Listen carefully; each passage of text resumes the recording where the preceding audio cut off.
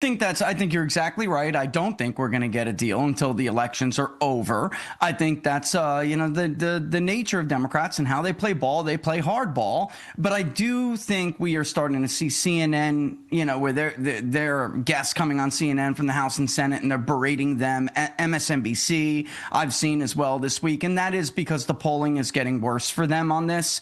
In truth, the polling was never as good for them as we typically see it during these shutdowns, where Americans overwhelmingly blame Republicans, and that's it. That was not the case, despite what we saw from some media polls. We always found it much closer, and Americans, a sizable amount, really did get I don't want to say roped in, but they bought the message from the White House that this is really about us putting our foot down with things like ending funding for healthcare for illegal immigrants and stuff like that. So we caught that immediately, and now the polling is just getting tighter. So they're starting to get a little bit more nervous. Yeah, it's pretty interesting. And this is the first time I've been in Washington in 35 years where the Republicans had the better messaging platform. Yeah. It seems like they learned their lessons, and they also used it as an education moment.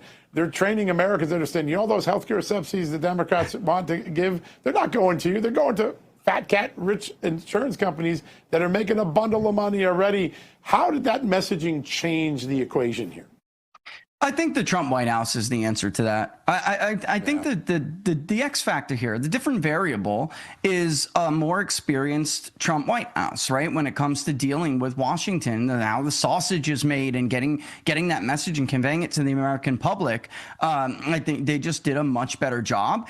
And I do think that Americans this time around, and we spoke about this during election time back in 24, this time around Americans have thicker skin. They understand better what they're up against and what it is that the country needs to do. It's a little bit of pain, but what the country needs to endure in order to really fix these problems.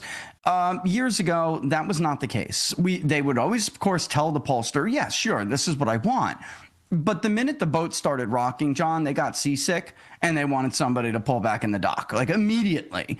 And now the American voter is just they're a little tougher. They have a little bit more resilience, which is why, I've been trying to say now is the time. If you're going to make these changes, now is the time to do it.